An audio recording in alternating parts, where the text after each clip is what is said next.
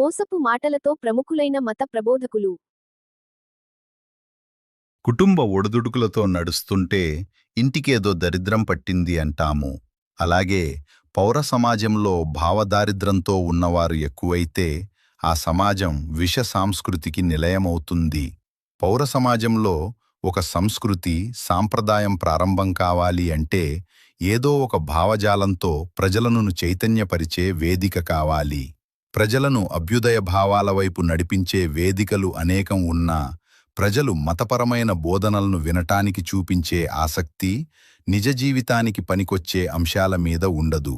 ప్రజల ఈ బలహీనతను సమర్థవంతంగా వ్యాపారం చేసుకోవటానికి బాబాలు, పాస్టర్లు వినియోగించుకుంటున్నారు. ప్రజలు కష్టపడి సంపాదించుకున్న డబ్బును మతం పేరుతో దోచుకుంటున్నారు. మతం పేరుతో మోసపూరిత బోధనలు చేయడం ద్వారా ప్రజల్లో సహజసిద్ధంగా ఉండే విజ్ఞతను చంపేస్తున్నారు.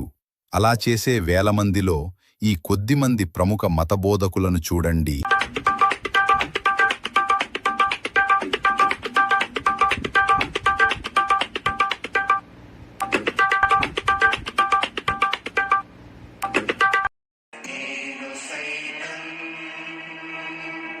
మిత్రులారా, దయచేసి సబ్స్క్రైబ్, లైక్, కామెంట్, షేర్ చేయండి.